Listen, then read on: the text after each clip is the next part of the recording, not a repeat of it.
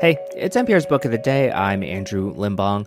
When do authors know they're done? When is a story fully told?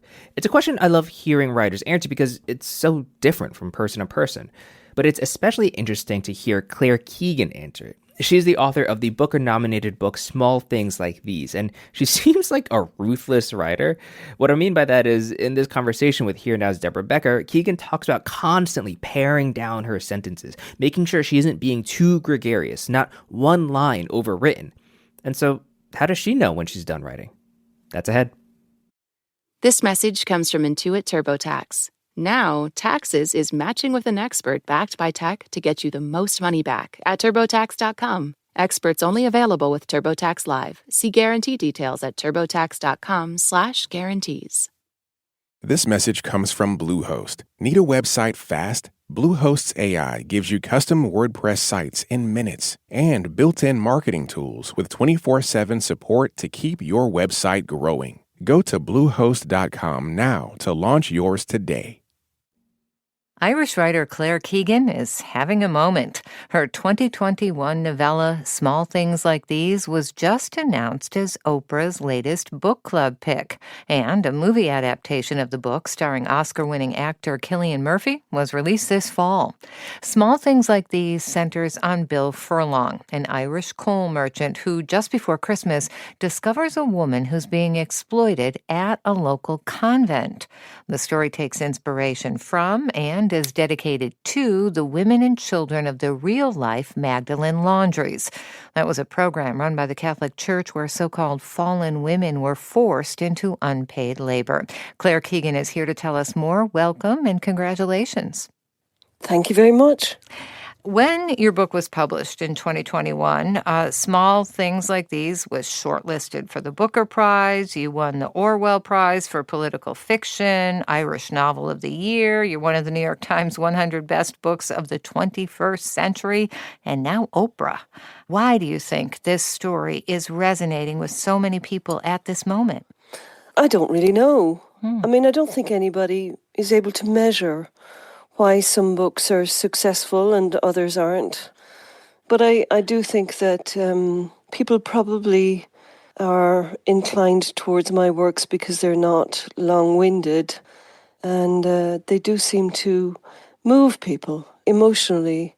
I think this book hit a nerve. Right. Of course, it was a very emotional story, right? The scandal of the Magdalene Laundries. They've been a big story in Ireland and here in the U.S., too. These laundries operated for hundreds of years, enslaved tens of thousands of women.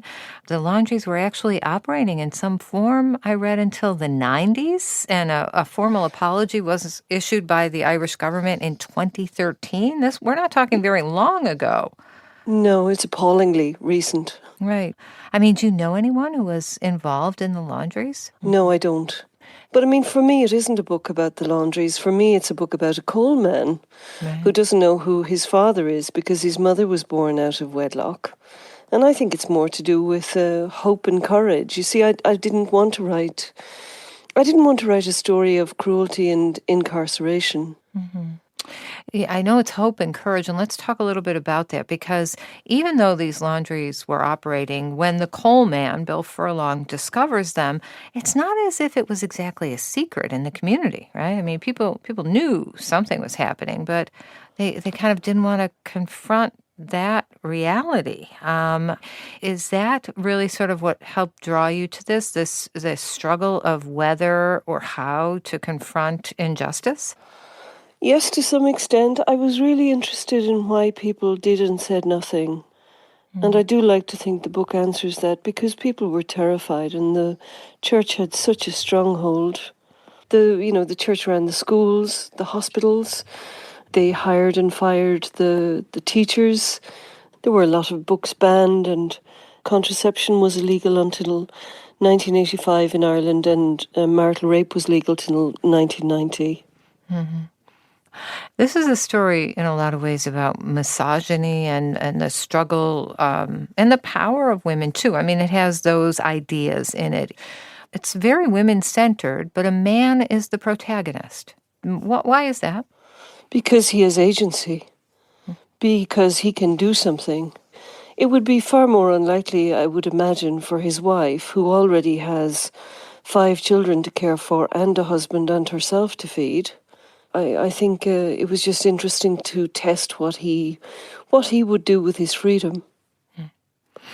Well, we won't spoil the ending, but you do end the story without the reader really knowing the consequences of Bill's decision, right? And what to do after he discovers this, and how courageous is he going to be? Why did you think it was important to end the story like that? Because it suits my taste aesthetically as a reader. I'm trying to write a book I'd like to read, and the place I would like that story to stop is where I ended it. Because I think that I've said enough. And for me, elegance is saying just enough. I watched an interview where you said stories are reluctantly told. Yes, I think stories are told with varying degrees of reluctance. When do you decide that a story is one that you're going to coax into writing? I think the story doesn't leave me alone. Have you ever had a dog and you're just lazy because it's a really wet day and the dog keeps nudging you to go out for the walk? You ignore him to a certain point, and then after a while it's just so much easier to go out in the rain because you can't bear the dog nudging you anymore. Well, it's a bit like that for me. Then the stories kind of come and say, well, please write me. Will you write me? And then in the end they win. You mentioned not saying too much, that your stories are very short. Your writing's been described as quite precise, and your books are novellas. So why do you think you're drawn to that form? I know you've said you don't want to say more than you think you need to, and you want something that you would enjoy as a reader, but I wonder why this is the form that suits you best. Well, I think my first love is poetry, but I'm not drawn to writing poetry. Because I'm drawn to paragraphs. I'm not even that interested in sentences. I'm just always trying to turn sentences into paragraphs because sentences are gregarious. They actually love the company of other sentences, and most sentences really want to turn into a paragraph, and that really interests me. And I've been teaching creative writing, and so I've also always liked stories, and I like how people talk. And I'm drawn to that storytelling, but also in the shorter form. And when I say shorter, I mean the level of intensity. The big difference between the short story and the novel is the level of intensity. A short story just couldn't go on at that level of intensity for 300 or 400 pages. It couldn't possibly be sustained. So I'm attracted to the short story and the short forms. Having said that, I like to believe that if I do get a really long story, which needs 300 or 400 pages, that's what I'll write. How do you describe your writing process? I'm sure many folks, probably your students, ask you this, right? Like, so you decide a story, and then do you have a process that you typically follow? Yes, I do. I start at the beginning, and I keep starting at the beginning every day and printing out what I have from the day before and going over it and trying to add a page or improve a page. And I just keep doing that every day until it's over. I usually write in the mornings. I usually do about 30 drafts at least. And that's it. I really haven't ever plotted anything. I don't know anything at all about what's coming along or what I'll find or discover. I have no agenda. I don't go in there trying to prove something or lock horns with any type of a theme.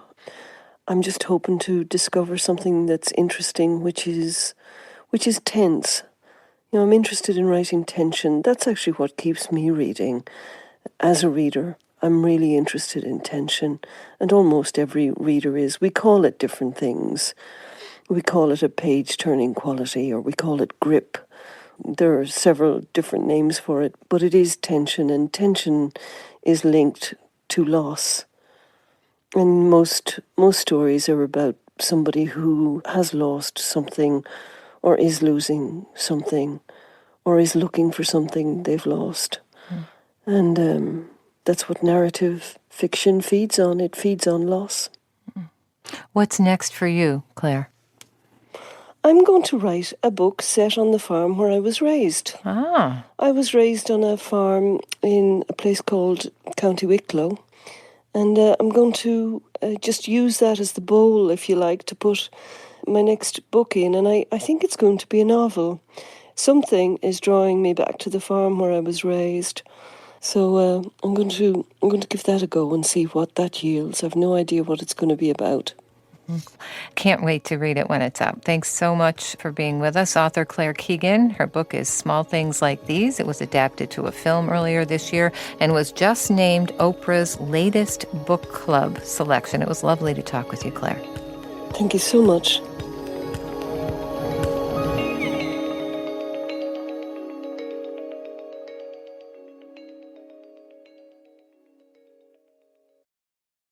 This message comes from Homes.com. When you're home shopping as a parent, you have lots of questions about local schools. That's why each listing on Homes.com includes extensive reports on local schools, including photos, parent reviews, student-teacher ratio, school rankings, and more. The information is from multiple trusted sources and curated by a dedicated in-house research team. It's also you can make the right decision for your family. Homes.com. We've done your homework.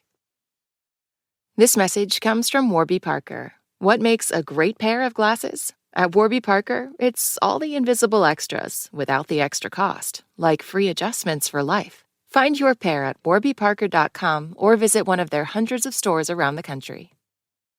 This message comes from Mint Mobile. From the gas pump to the grocery store, inflation is everywhere. So Mint Mobile is offering premium wireless starting at just $15 a month. To get your new phone plan for just $15, go to mintmobile.com/switch.